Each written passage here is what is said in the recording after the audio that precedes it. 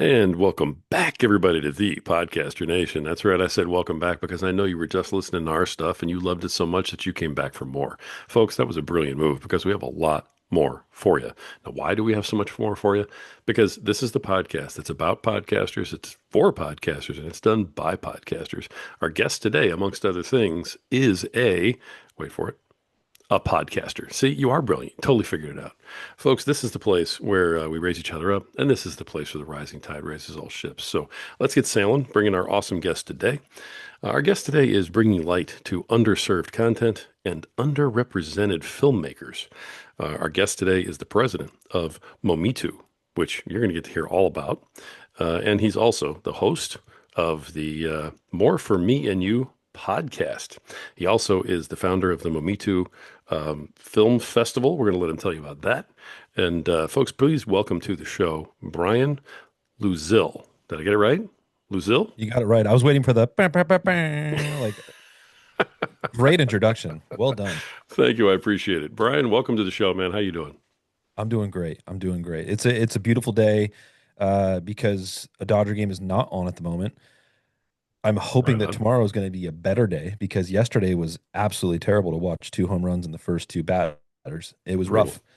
We got two more days and hopefully things turn around. So Yeah. For those of you who are on the audio version, and I know we have a lot of you, this guy shows up wearing an LA Dodgers hat, and I immediately had to say something to him because at the time of this recording, let's just say the Dodgers are in a little bit of trouble. You know, they're still in the game. And if anybody can pull it off, in all honesty, with the talent you guys have on the roster, you can do it. But wow. I mean, wow. That last yeah, I game mean was we'll rough. we'll see how it comes out. I really just I think we need to get Mookie Betts not going 3 for 23 in the World Series. Hopefully that percentage goes a little bit up. And if Andy Pajes could sit on the bench, I'm okay with that as well. There he But goes. All this right. is not a sports podcast, I promise, guys. We're here to talk about It's podcasts. really not, but I think they know that, every once in a while we go off the rails. So it works out. It It works out. happens. All right, Bryan. So hey, tell everybody who is Bryan? What's Mometu? What's that about? You got a film festival. Where would you like to start, brother? Man, we got a lot of things. I can go really far back, but I'll keep it simple. So yeah, Bryan Louzil. I'm the president of Mometu, which is a free streaming service that you can find if you're listening to this within North America, you can find Mometu on your Roku, your Fire TV, your smart TV, Apple and Android devices. It is completely free, and we have just over 10,000 movies and shows that you can find on there that are typically what we called underserved content. And so the basis of Momitu was to bring a light to underserved filmmakers, give them an opportunity to be shown in the limelight because a lot of the other apps you're going to and you're checking them out, you're typically going to see their tentpole titles, really familiar faces. You're going to see the stuff that they paid a lot of money for to get the rights to stream them as well. Whereas we work with the filmmakers and split the revenues right in half with them. So our goal is to Oh, just make sure that everything you see is stuff that you more than likely would have never clicked on. And how do we do that, Rory? We do that by hand curating all of our content. That's right. We do not use algorithms. We actually do everything by hand. So everything you see on our platform is done by our team. We expose you to content that you more than likely never would have clicked on because an algorithm would have never presented them to you as well. So interesting. going against the grain with technology and AI and machine learning and all that fun stuff, we spend a ton of time doing this because we want to make sure that you see the filmmakers that typically don't get seen, and they Nice. deserve to be because they got some incredible content. So that's what I do as kind of the upper echelon of what I do for work. But then we started a couple things that you mentioned. Yeah, we started the Mometu College Film Festival, and the key term is there is college. You just did Mometu Film Festival, which just sounds like any other festival, but the College Film Festival, we just had our third season. We had 38 different colleges and universities represented across North America. So we even a couple from our Canadian friends up there near Toronto. Not hating on them; they're nice people. They just, I just hope they lose in the next two games. They're just playing the And Dodgers. Yeah. yeah, they're just playing the Dodgers, born and raised.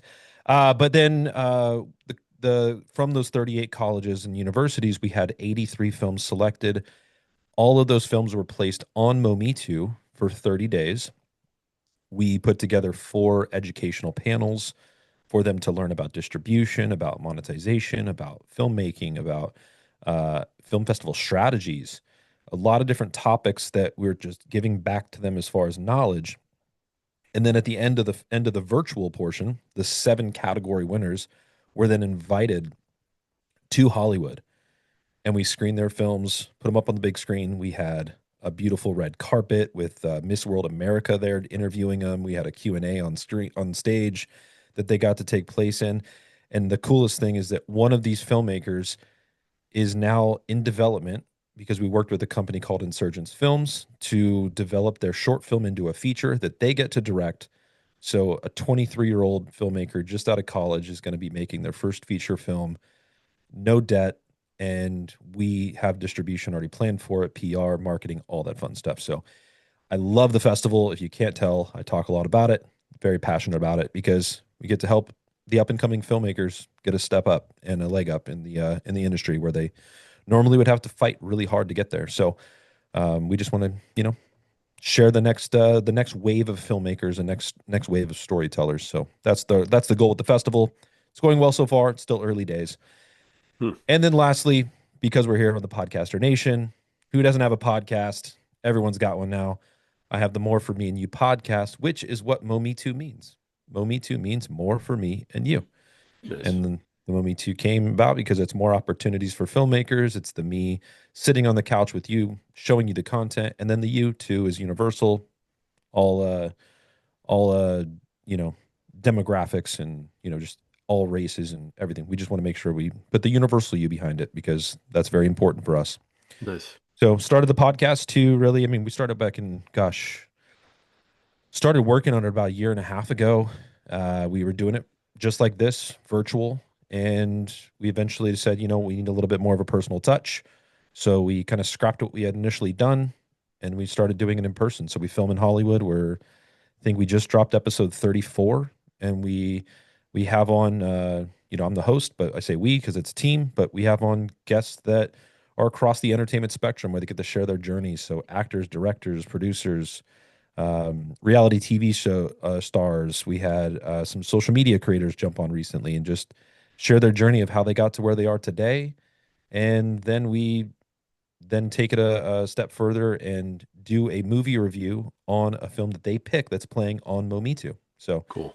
kind of a little bit of a help me help you situation in a sense for the podcast. But it's been going well. It's a lot of fun. And hopefully everyone on here gets to, the chance to take a listen as well. All right, let's dive into this because you're being very casual about this idea behind Mometu. But I've been around for a while. Okay, been around the block a little bit. Got a little mafia background in my history, so Hey. I'm hearing this stuff and I'm going. This sounds like it might be a gigantic thorn in the side of traditional Hollywood. Are you getting any kind of blowback on what you're trying to do here? Because I love what you're doing, but if I love what you're doing, chances are Hollywood doesn't.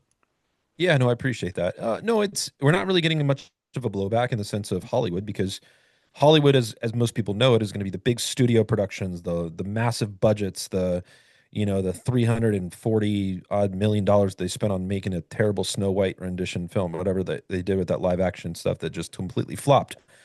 But Hollywood Yeah. is, as it's known, is it's just like investing in businesses. They're hoping that one out of every 10 films is a blockbuster, right? So Right. it's kind of like Moneyball at the same time too, right? Winning in the aggregate. You're going to have one film that completely flops, maybe you have 8 films that break even, and then you have one blockbuster that just, is the super whale, like the Barbie, the Oppenheimer, the Avatar, those types of films that just, Shrek, Fast and the Furious, the franchises. So that's the typical, tip of the iceberg in a sense, what people see as Hollywood. But there's a lot of Hollywood that you don't see, that is what I would say is the under the water of the iceberg, right? Hmm. And those are the underserved filmmakers, the up and comers, the people that really need a lot of opportunities to be seen. And there are some other streaming services that somewhat do this. I'm not going to name them, but there are some other free services that are out there that you can download on your TV just as free, as easy and free as it is for Mometu. But the difference is that they're going to use algorithms. They're going to use things that where as soon as you sign up for their service, they want to know what directors you like, what movies you typically watch, what genres you're into, because then you're only going to see about 5%, if you're lucky, of the content that they actually have in their catalog. Whereas we expose our users to a massive amount of our catalog because every day it looks different. And as you're using it, you're going to start discovering stuff. Or like Rory, what's your favorite genre?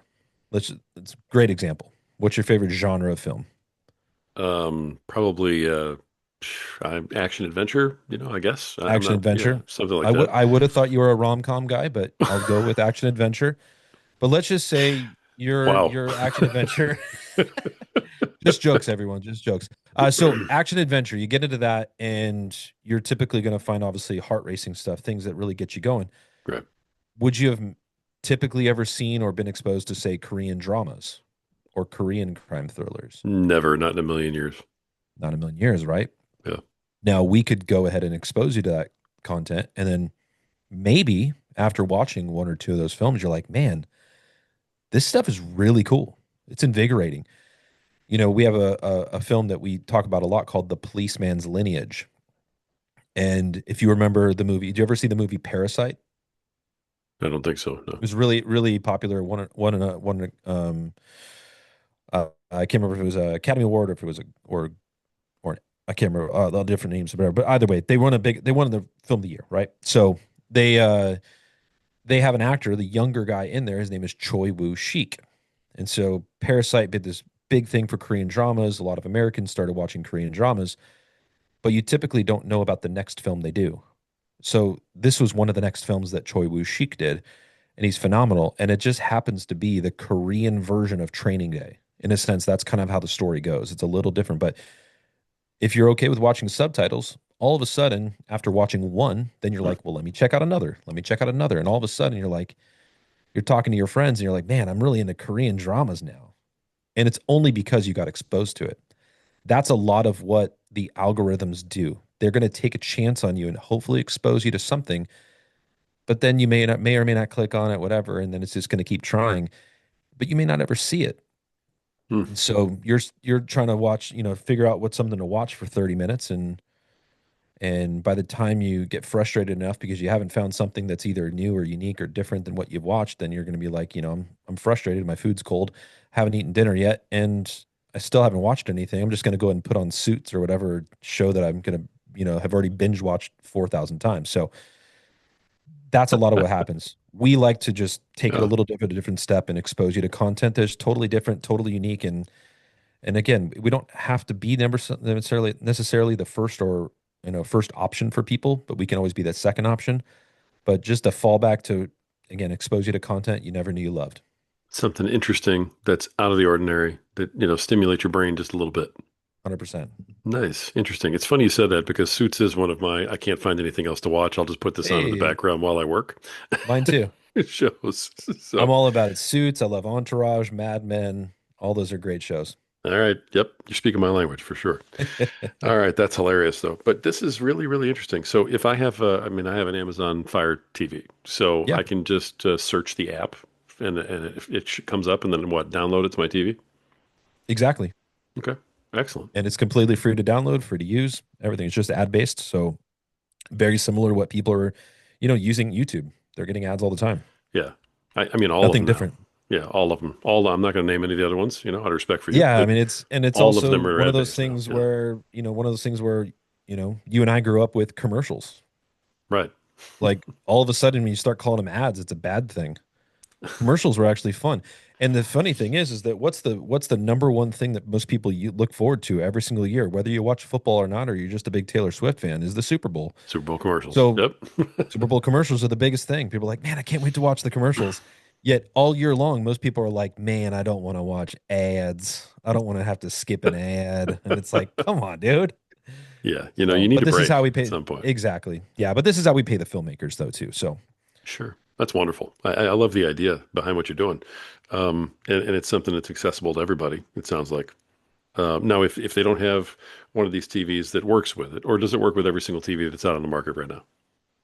pretty much every single TV. So most of the smart TVs, as long as they're newer, I think some of the like Roku, Fire TV, all those work Okay. just fine. I with the Fire TV, I think the stick, I think the second gen, which is like really like 2013, 2014. Some people still have those sticks. Hmm. Those don't work because they're just outdated. So they're not compatible with the newer technology. So with our service being a newer service, not compatible. Samsung TVs is kind of a similar thing where I think it's like 2019 and above because that's when Samsung switched their operating services to what's called Tizen. So if people see that on their television, Tizen, Tizen, that's a Samsung model that is compatible. The older Samsung models are not, but actually really cool is that we're pre-downloaded on Vizio. So if you have a Vizio smart Ah, TV, you can just go right, type in Mometu, and it's right there. It's already pre-downloaded. You don't have to wait for anything. It's straight to streaming. very cool. Congrats on that. I mean, that Thank you. sounds like that must have been a coup of some kind to be able to get through to that. Vizio, just they're great people, and they're great partners. And the apps that they approve and put on their platform are pre-downloaded, which is great. And yeah, it's really cool. And the nice thing about Vizio is really if you ever use an app, they have another little box when you're on your homepage, and it says recently used. So some app like I know my Samsung, if I use an app, but if I don't save it to my home screen, I have to go back to the search function to find it again and then, use it. Whereas with Vizio, I don't have to do that. I can go to the recently used and it's all the last 10 apps you've used or something like that. It's really cool. Perfect. Nice. All right, good deal. I'm curious if we can go back to the college film festival just for a minute. Yeah. You said you founded this. I mean, this was your idea. You started doing this. Did you, how'd this work? Did you start with one and then make sure it worked and then kick it off? I mean, how did it spread to, 30 something colleges or however many it is? Yeah, so the initial idea actually came when I was thinking about my father. And so my father was a filmmaker. He went to UCLA for film, and I was thinking about, I was like, man, if streaming existed back then, what an opportunity for these up and coming filmmakers to have their films on a streaming service, first and foremost, other than just putting it on YouTube and just hoping and praying. We have a built in audience, so we can market to them. And it was just kind of this initial thought of like, how can we do this to also serve a community of filmmakers that are typically not getting the love? So, I mean, there's thousands. I think if you go to Film Freeway, which is like the film festival website that's used within filmmakers to find festivals that they can enter into. There's like 13,000 festivals across the world. And if you just search festivals within North America, there's like 6,000. And if you take it a step further, if you go to like just short film festivals, there's like five, or festivals that have short components, there's like 5,000 of them. Now you have to get rid of all the scam festivals and all those things. It's very difficult to navigate as a filmmaker, but also very difficult to compete with, say, a seasoned filmmaker if you're a college filmmaker. Hmm. Limited budget, limited experience, storytelling, life experience, so on and so forth, right? So a lot of different things play against college filmmakers. So I said, you know what? That's the demographic I want to go after. And also want to support and give them an opportunity to be seen. So we started out with one. I think our first festival, again, this was only 3 years ago, but we had 19 films selected. We only had 22 submitted, uh, and it was only representative of I think 11 schools. We had a lot of filmmakers from one school, so we had a little. We put the films up for 30 days. They didn't really get seen too much because we were a brand, like literally brand new streaming service after like 2 months old. Because we've only been available to the public now for 2 years, and so it was December of 23. Yeah, December of 23. We only had these small amount of number of films. It's grown over time. Once the schools find out about it, we have to reach out, do emails, phone calls, reaching out on social media, whatever we can do to get in touch with these college filmmakers and these teachers and these schools. And now over time, we've built it up to where, again, year three, we had 83 films selected, over 100 submitted. We had 83 selected and 38 schools represented. Wow. And we've been able to build it up to where we've partnered with Vizio, we've partnered with TCL, we've partnered with, like I mentioned, Insurgents Films, that's helping bring life to one of these films now, which is incredible. And hopefully we'll get a chance to premiere that next year on Mometu and give that opportunity for that filmmaker to be seen.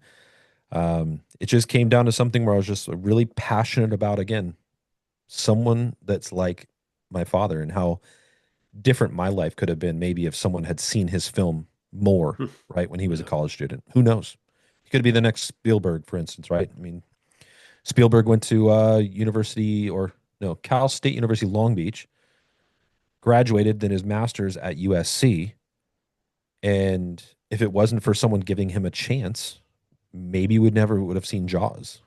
We never would have seen ET.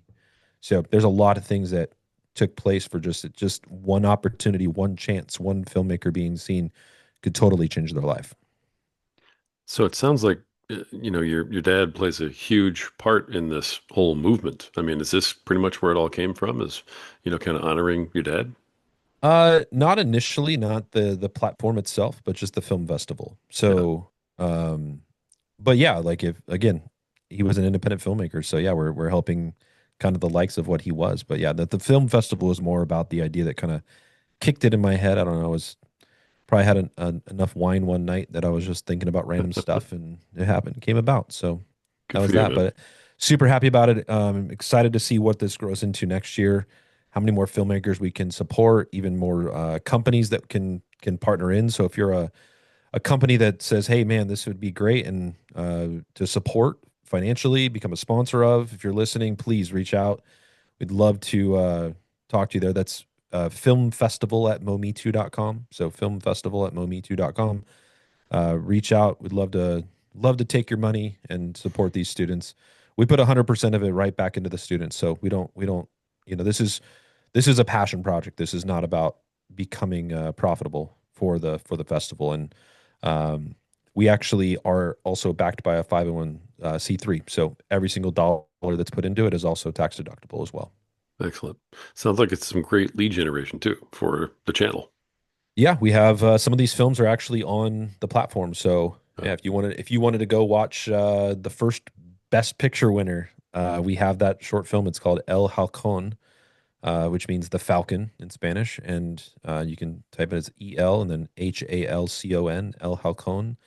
She's a phenomenal filmmaker. She was out of Cal State Northridge, Arlene Torres, which she's now married. So she's Arlene Ibeson, but she's incredible. She was just at our last film festival handing off the Best Picture award. So really, really cool stuff. But yeah, there's some of those films you can see. We're getting the next wave of them back on there as well. So hopefully by this next festival, we'll have the first 3 years of films all on the platform, and then continue to hopefully build on that so that those films continue to get seen year after year. nice. The podcast then, more for me and you podcast. Uh, it, I mean, I have a pretty good idea now from what you've been telling me about, but make sure that I want to know I'm right, and make sure you're telling everybody else the synergy of this entire project. The podcast serves what purpose exactly in regard to the company and the platform and the festival, all of it working together? Yeah, I mean, so the podcast is something is more of a supporter to the platform as a little bit of brand awareness, right? Hmm. So like most other podcasts are typically, not most, but I would say there's a lot of companies that have their own podcast and they do Sure. it for whatever reason. And sometimes it's just to sell a product or, advertising space, whatever it may be. But for us, it was yes, brand awareness, but then also how can we share our films with people that have, say, influential impacts? That was the initial idea. So we have these underserved films that maybe we talk to a director or a producer, or an actor, or even an executive. They all have their own circles, right? They all have their own circles of friends and coworkers and business partners and social media followings and whatever. And so it's like, hey, we could utilize this platform to help share about a film that they pick on Mometu. Um, Part of it was actually even talked about how like maybe we tell them what film we're going to do. But then I sat back. I was like, no, I want it to be their decision. I want them to Yeah. use the app. I want them to go on and like find something and be like, hey, why did you choose that? And why, so that was the initial idea. But then I was like, there's a lot of movie review podcasts out there. That doesn't do enough. And I don't want it to be about that. I don't think enough people would listen in about a movie review podcast, except for just like cinephiles, which we love our cinephile followers. We're all about them. But then there's a lot of opportunity out there for people that are not cinephiles Right. to know about the app. So then we talked about, okay, how can we expand this idea and get beyond something that is just kind of surface level? let's get into these people's journeys because I think there are things that are not talked about enough. Recently we just had Big Brother 24 winner Taylor Hale. She was the first Black female winner of Big Brother, Yep. and she's on The Amazing Race right now with her partner Kyland Young, who was also on the podcast, another Big Brother alumni. We just happened to connect and got both of them on, which is awesome, and different episodes. But you hear about them being on Big Brother. You hear about them being on The Amazing Race. You don't hear about their journey. What did they go through? Where are they from? What did they want to be when they grew up? What were their quirks and what were the things that kind of were goofy about them? Where did they go to school? When was that opportunity that led to that eventual thing that they're known for? We had Straw Hat Goofy on. If you don't know, not familiar with Straw Hat Goofy, or his real name is Juju Green, but Straw Hat Goofy has like 3.6 million followers on TikTok. He is one of the largest movie reviewers and interviewers in the world. Wow. And it was incredible to be able to get him on the show. I mean, he Hmm. just interviewed Leonardo DiCaprio for One Battle After Another. He was in France when they screened Mission Impossible and got to interview Tom Cruise. I mean, it's like this guy gets to go everywhere and interview everyone. And I just happened to get the chance to interview him. But in our interview, I'm not talking about just the movies and the stuff. We do talk about that. We did a whole like fun bracket, like a March Madness bracket of the films from 2025, and he had to rank them and put them all together and come out with his winner. We had fun doing that stuff, but we got to talk about his early days of like where he grew up and he played basketball and how James Harden has this thick beard that really came more than likely from Juju because Juju was a freshman at his school when he was a senior, and he came into school with this massive beard and people used to make fun of him for it. But when James Harden left, he didn't have a beard, and then all of a sudden he grew it out and he made it cool. And so he likes to claim to fame, like, hey, yeah, James. He's like, I was the first beard, because James Harden is known as the beard. So we just these stories that you typically Yeah. wouldn't hear, right? And we've had, I mean, multitude of people over 34 episodes. Those are just the kind of the tip of the iceberg of people we just had recently on. But man, it's been so much fun to hear these people's journeys, and I'm so glad that we decided to go that route because it's deeper than just the surface level of what you see in the headlines and what people know them for. Even the people I mean, shoot, with Juju Green, with Straw Hat Goofy, 3.6 million followers on TikTok. I don't know how many people actually know his story and how he got to where he is today. It's a fun one. It was really fun to do. But then we led it into a fun game. We do a game of this or that, 20 questions, no wrong answers, just a lot of fun. And we get to know people a little on a deeper level with that. I kind of add some controversial questions that they have to answer. And some people try to answer with the both question, like, no, no, no, no, you got to choose. And it's fun to watch them squirm in the chair sometimes. Yeah. Um, but then we review a movie. We do that. We go back to the kind of what the podcast was built on, to review a movie on Mometu and again share that brand with the world, because I'm a strong believer. As soon as you get to download it and watch it, you're gonna be hooked, or you're gonna be one of those that's like, hey, there's nothing on today on my typical streaming app. I'm gonna go check out Mometu, see what I can find that's totally unique and different. Nice. Nice. Love that, man. It's really interesting what you're doing, especially the way the podcast kind of plays into it. And you can tell when you're listening to the podcast that you're having a good time with everybody. I'm having a good time here. If you can't tell, feel like I'm all hyped up on Mountain Dew right now. I mean, this is a great time. But yeah, no, I love what I do. I'm super passionate about Mometu, about the festival, and about the podcast. I'm living a dream in a sense right now, that it's something I never would have thought I'd ever get into. Is just happens to be, I hit 40 and found my passion. Nice. Nice. I can't believe you're 40. You look like you're like 22. Appreciate that, man. Maybe it's the hat. The hat, maybe there's a filter on. I don't know. I Yeah, don't know how whatever's Zoom working. works. You got it. The I'm thankful that people are listening in the audio, because I would have been like, hey, I guess I'm a good looking guy, thanks, but I'm actually praying and hoping for the people on audio to think my voice is nice, and that's about it. So well, okay. All right. I'll make sure I put that out there for you. I'll be like, hey, folks, make sure you comment on this guy's voice. He's very sensitive about it. it's No, just this road microphone just makes it so much nicer, And I it's a I nice think this mic. is the first thing I came onto the podcast with you. I was just like, man, you have such a nice voice, Rory. Oh, I appreciate that. I think that's why your podcast is doing so well. I mean, everyone likes to come in and just listen to you. I hope so. I mean, if that's the case, I'll take it because I'm not picky. Whatever brings listeners to the door, that sounds good to me. But do you, let's see, in terms of promoting this entire thing? Now, I know you've got, I'm sure, your promotions that you have for the platform. I'm sure you're promoting the festival in its own way. The podcast probably is promoting both of them through the podcast, but do you promote the podcast? So we do everything really just via social media. We're Hmm. not really promoting the podcast other than just obviously yeah, coming on other people's podcasts and talking about the podcast. So Right. podcast talking about podcasts, people helping people, pods helping pods. Yeah, it's something that I just want it to be organic and different. Then just some people spend a ton of money on marketing their podcast. Some people, um, you know, are really banking on word of mouth. Some people bank on social media. There's a lot of different ways that you can get it out: emails, newsletters, all that stuff. A lot of what we utilize is the people that come on our podcast, right? So we have Taylor Hale from Big Brother. She came on to talk about her journey. Well, she's got like over 200,000 followers on social media, right? So when we're posting stuff and posting different snippets and clips and all that stuff that go on there, she's got a massive audience. I think yesterday's was the first clip that came out. I think it had like 12,000 views on it. It's a lot of people getting exposed to the podcast. Yes, So it is. Absolutely. some of the stuff I don't have to necessarily oversee, other than really the content creation, making sure we have nice clips, making sure we have nice little excerpts on YouTube and doing different things there. And then again, word of mouth through our own circles, utilizing LinkedIn for certain. We have like executives that come on, so we'll maybe put some clips on LinkedIn that make more sense depending on where the audience is. Right. Some we have more success on TikTok sometimes than we do on Instagram, and we post things on Reddit, and just utilizing different methods to get it out there. So, but this is all in essence a word of mouth, but using social media to kind of get that word out. Excellent. Yeah, and when you have those kind of guests with those kind of followings, then just having your guests on is definitely a lot of promotion.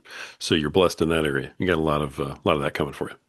And it's interesting though too, Roy, because sometimes the guest with like a larger following doesn't necessarily amount to the more downloads.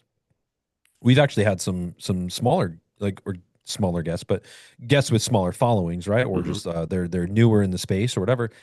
And man, I mean, Gabriel Lopez we had on that he was the winner of that producer's pick that I told you. His film's being developed from a short film to a feature, and he gets to direct it.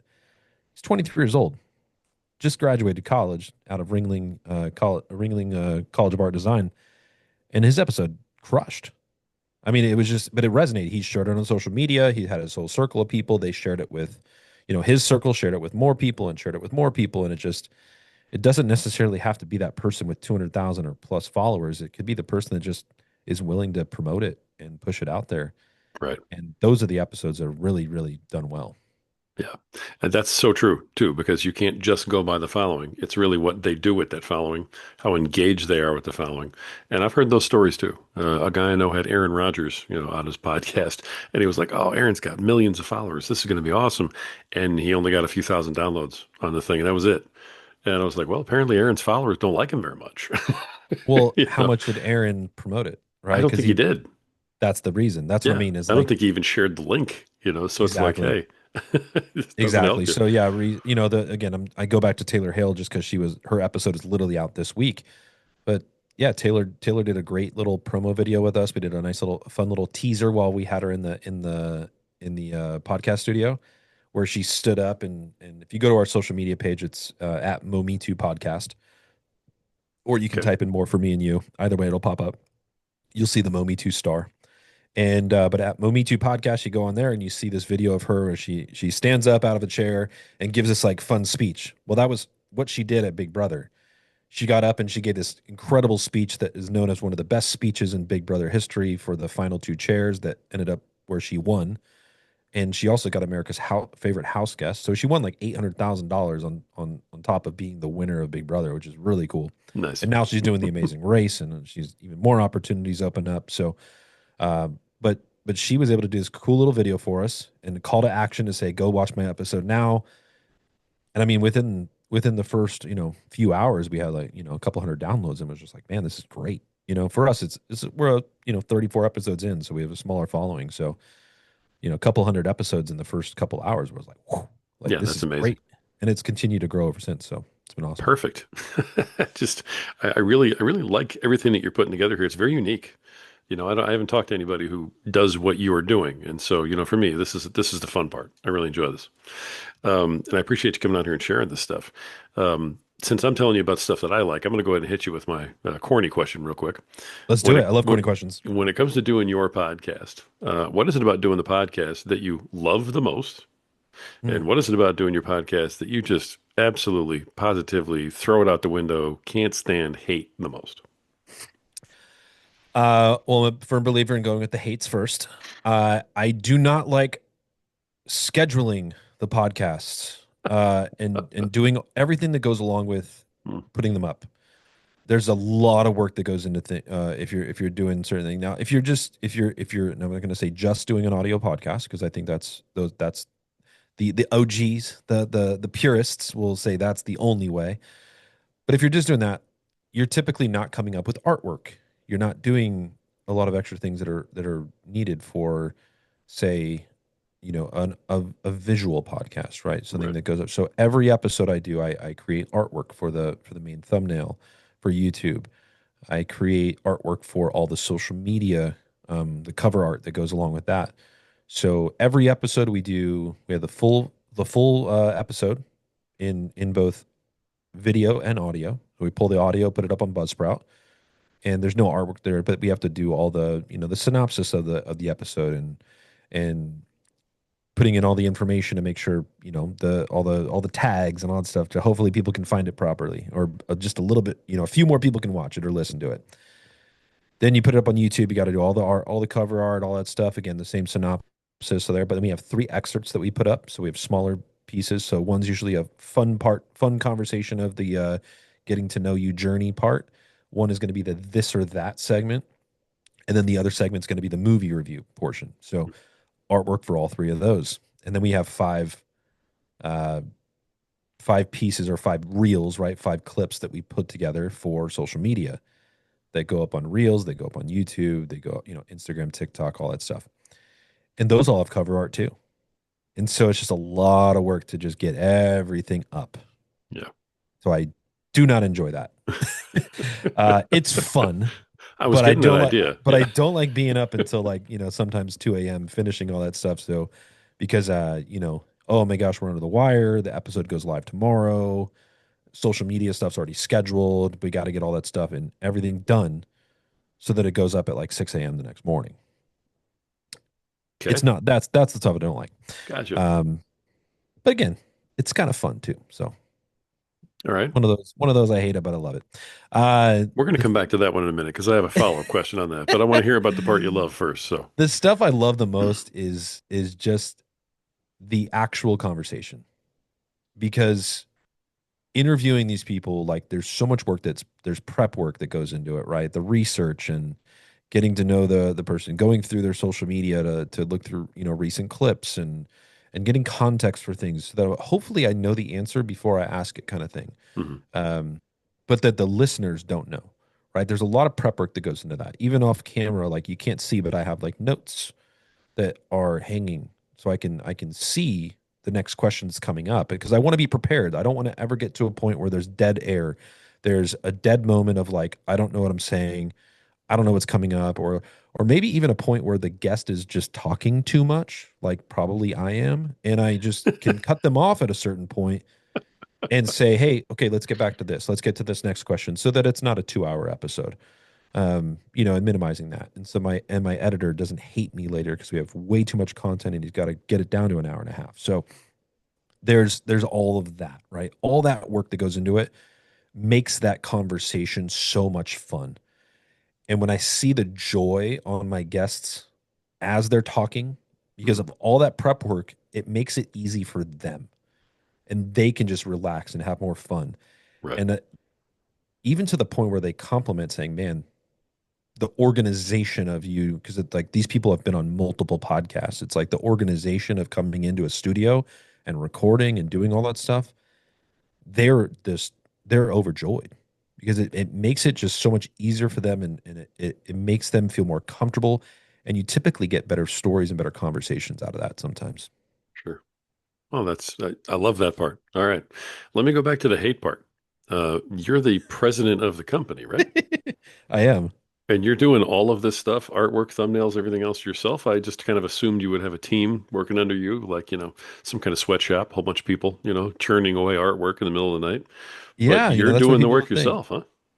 Yeah, because I love it. Like I at the same again Wow. I hate it, but I love it. It's something where I could, pawn it off to someone else. Maybe it gets done in a different way than the kind of the vision that I'm seeing it. I'd love for it to get to a point to grow to a point where I could kind of hand it off a little bit and Yeah, hand off these tasks. But right now, I want to see it through. I love being the president, but I also love being the janitor. I love all the things in between. It's a lot of fun to do, and at the same time, I'm also learning about different facets. I'm learning about social media. I'm learning about podcasting. I had never done a podcast or uh, you know, put on a podcast of my own before doing this one, right? yeah, So there's been some learning curves and things, and I'm it's kind of nice that I get to look back and also my listeners get to look back and be a part of that journey too.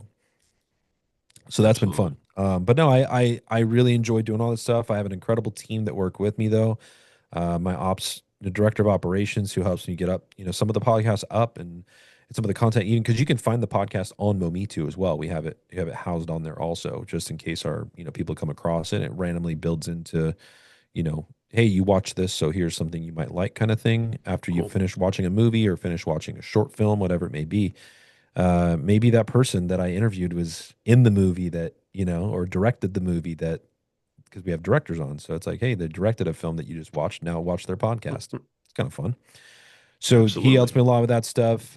We have a great team over at Keyframe Studios that helps me produce the podcast. And I have an on-site producer that helps me that during that time to make sure cameras are rolling fine, audio's good, all that fun stuff.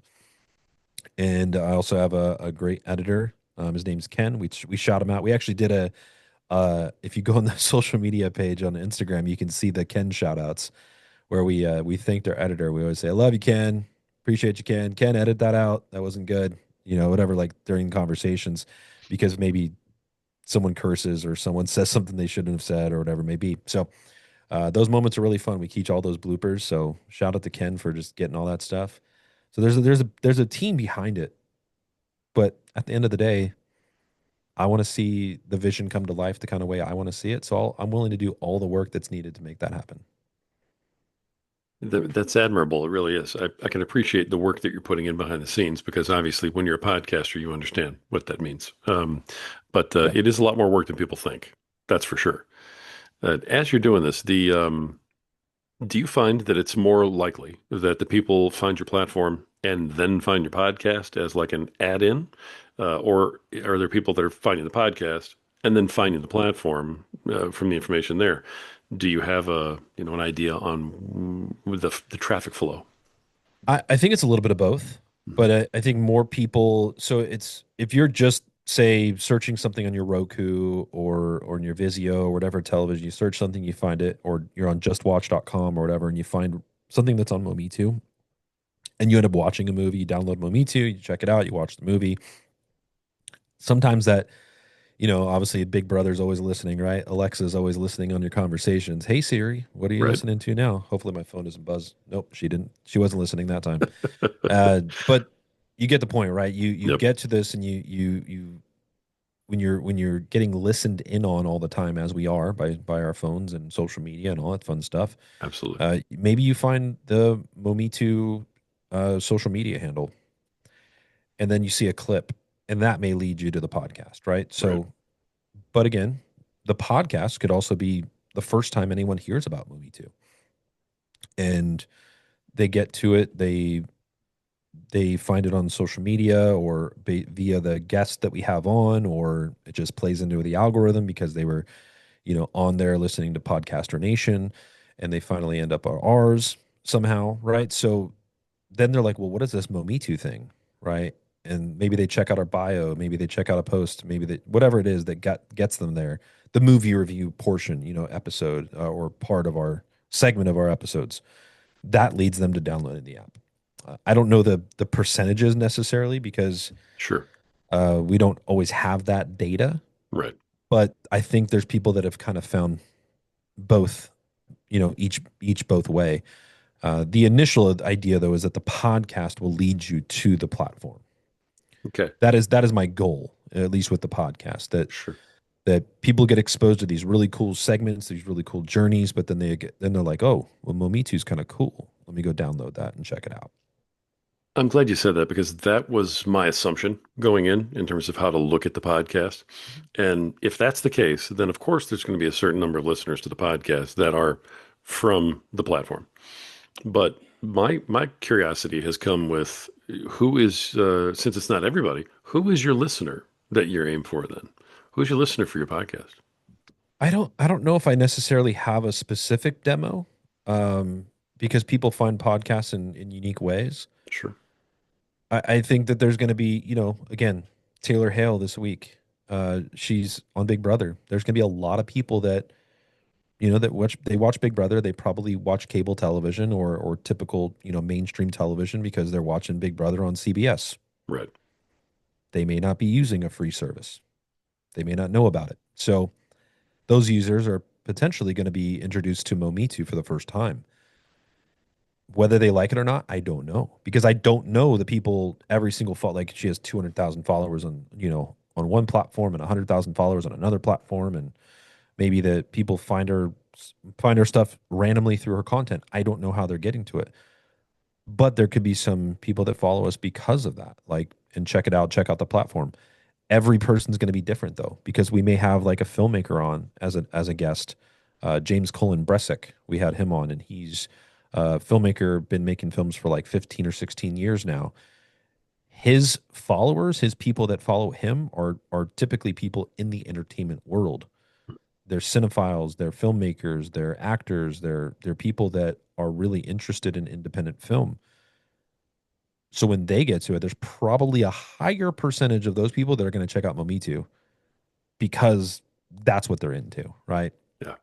Exposing the platform to someone that may or may not know about independent film or may not know that we have 13 different cultures and countries represented in Asia alone, right? And being able to get exposed to content that they've never seen before, um, that might interest someone. You just never know. You never know. Interesting. Well, I appreciate you fielding the question out of left field too. I didn't prep you for that or anything.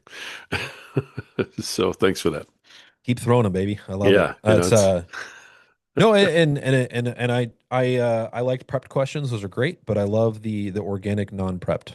I think our your listeners and my listeners get to hear some stuff that is I think when it comes off the cuff, it's a lot more fun. And yeah, for sure. you may hear me say more often than if I'm getting something that's not prepped for, but Well, that's the Twix bar in all of us, man. We need a minute. just just sir, you need a Snickers. I mean, hey, at some point you got to take a break. Um, no, I really do. I'm fascinated by this. I really am. The whole idea. Now, the idea behind the College Film Festival. Do you have a sort of a goal for that, like a number you're trying to hit or a region you're trying to cover, special colleges you want to like try and get into? It's already successful, but when's it enough, or is there a point? I don't know if there's ever a point where I can say it's enough. The minimal kind of echelon that I wanted to get to was that if I can impact one filmmaker with this festival, I'd be stoked. We did that within the first year.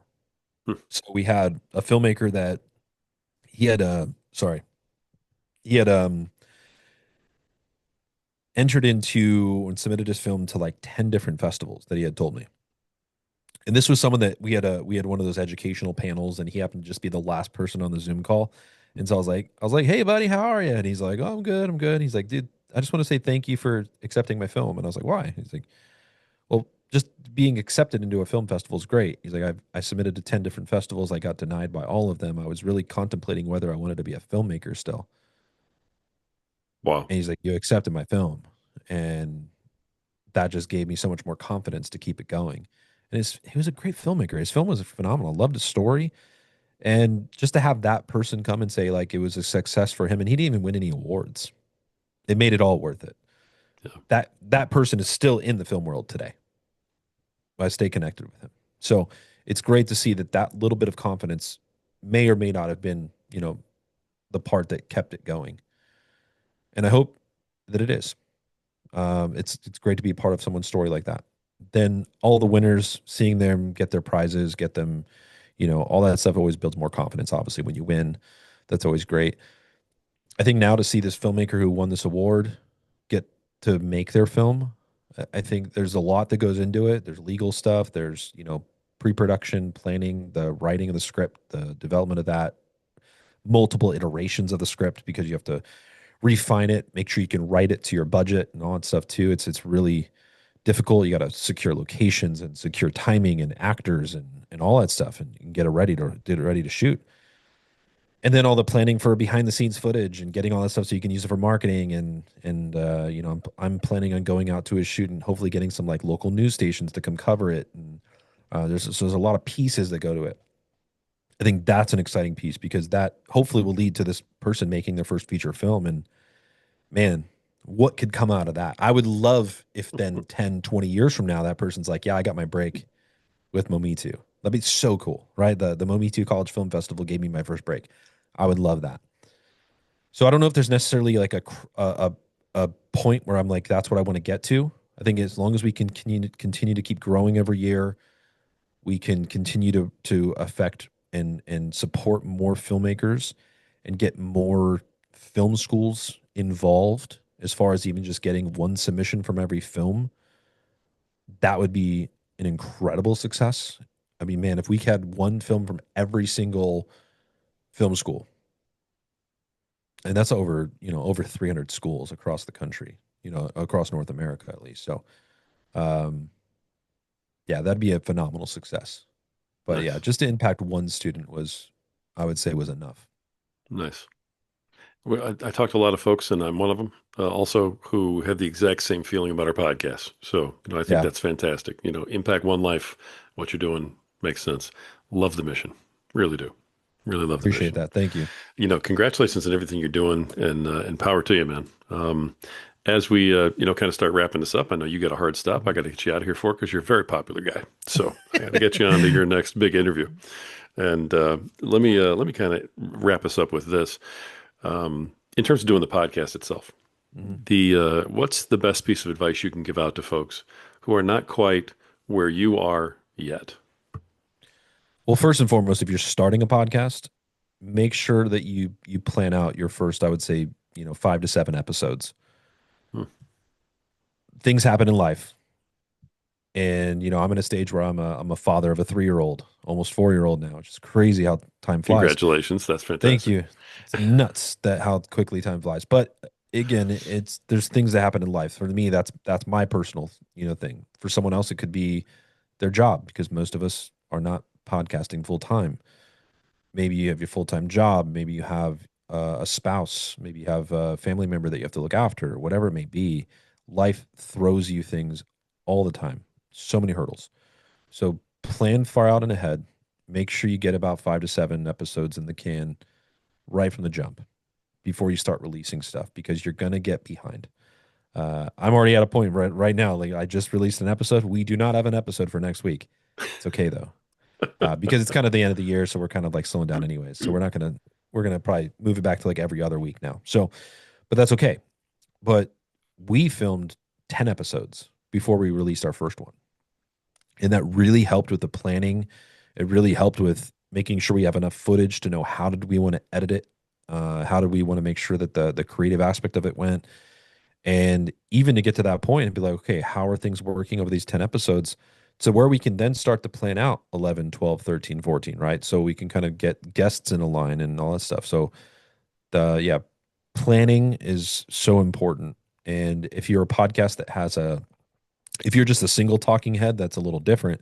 But if you're going to get into where you're interviewing people, planning out your guests, hopefully you have a problem where you have, the next 2 to 3 months worth of guests figured out. But sometimes you get to a point you're like, man, I don't have anyone. I need to go on Reddit and figure out if I can, use the Right. podcast exchange or I go to Podmatch and Yep.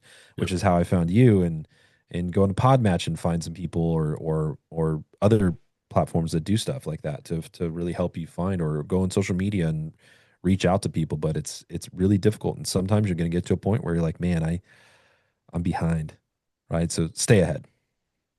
Great advice. Really and truly great advice. Because you're right, life happens. And then you get underwater and you go, is it worth it to keep doing the podcast? Yeah. And that's one of the biggest reasons why people stop, within the first 20 episodes. That's one of Yeah, the I biggest think I reasons. think there's only like 1% of podcasts make it past the 10th episode or something like that. It's a It's, crazy statistic. yeah, the statistics are all over the place. But the bottom line is, yeah, the beginning stuff is almost impossible to get through. And if you Hmm. do, then hey, you got a great shot at making it. So Absolutely. that's great advice for those folks, man. It really is. Yeah. And I'm going to give it a second piece, just because I have to. Great. It just comes to mind. Have fun with it. Have fun with it. Don't think it's going to Absolutely. be. Don't go into it being like I need to be the next Joe Rogan. Like, whether you want to be him or not. It's Right. just you don't need to have like don't go into it thinking like I need to get the 3 to 5 million downloads every single episode. It's like that guy's been podcasting since podcast started. I mean, it's like Right. it takes time to build up that momentum and to find that audience and like even being realistic with knowing where your niche is. If you're a niche about talking about Dungeons and Dragons, it's like, well, there's only so many people that are going to know about that and want to play that. So just keep in mind, like, some people talk about like tequila, right?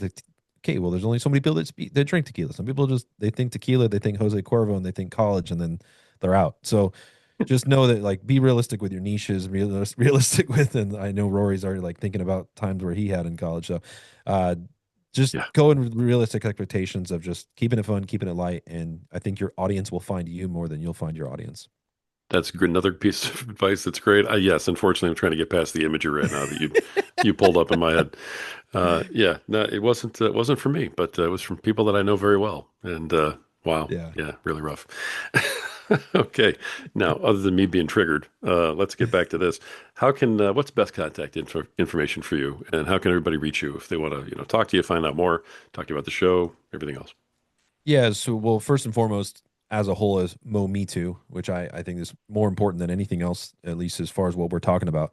Right. On You can find us on our website, mometu.com. So mometu.com. On social media, you can find us at free Mometu. So Mometu is free, it's free Mometu.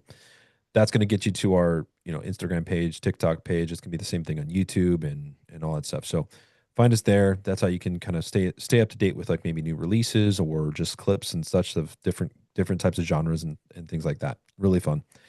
The podcast, if you're obviously Podcaster Nation, you're here to learn about podcasts. So if you want to follow the podcast along, you can on social media if you want to check out some of the clips and just get a little bit of a teaser of what we do. It's at Mometu Podcast, or you can just search more for me and you podcast. It'll pop up as well. It's a fun little star icon that Mometu has, but it has a microphone inside of it, and it's a little different. So that's how you can find us there. If you're looking to obviously, yeah, listen to any of the episodes, which I highly encourage you to do. If you're a purist, go to your typical Apple or Spotify or YouTube Music or whatever, and you can just type in again, more for me and you podcast and find us there. If you are not a purist and you want to watch my beautiful little face on camera, go to YouTube and check out our video clips, and you can find our reels and excerpts on that as well. So if you don't have enough time for a full episode, you can just check out the shorter stuff of, get little snippets of it and check out, say, the this or that segment that I mentioned before. Talk about the, maybe you're looking for the next movie you want to watch and just go through the movie review excerpts and check that out. But if it's interesting enough, then dial back and watch the full episode or listen to it in your car. Have fun with it. Nice. The festival is another thing is just to Mometu College Film Fest on Instagram. That's the way to find it if you're a college filmmaker, or just search us on Film Freeway. You can find us there as well. If you are a filmmaker, you know what that is. If you're not a filmmaker, you could probably care less about what Film Freeway is. So, Exactly. Okay, that sounds great. I'm not a filmmaker, so I had no idea. But I was like, all right, we'll write it down. Here and we if go. Rory does his job right, he's going to put all the handles and all the tags, all the everything in the synopsis of his Oh the yeah, bio of each episode. all So the stuff will be in the show notes. You got it. all the stuff, all the stuff about all the guy and about all the things. That's how we do it, man. Exactly right. No, that's perfect. And we'll make sure all those do get into the show notes. I'll have to re-listen to the end of this 3 or 4 times to get all of those different handles for you. But I'm willing to do that because, I came to play. So we're going You to be know all what? right. I could also shoot you an email, Rory. I can make it easier on your life. That would be great if you want to do that too. Let me a little copy and Happy to paste do it. action. Happy to do it. Happy to do it. All right, then.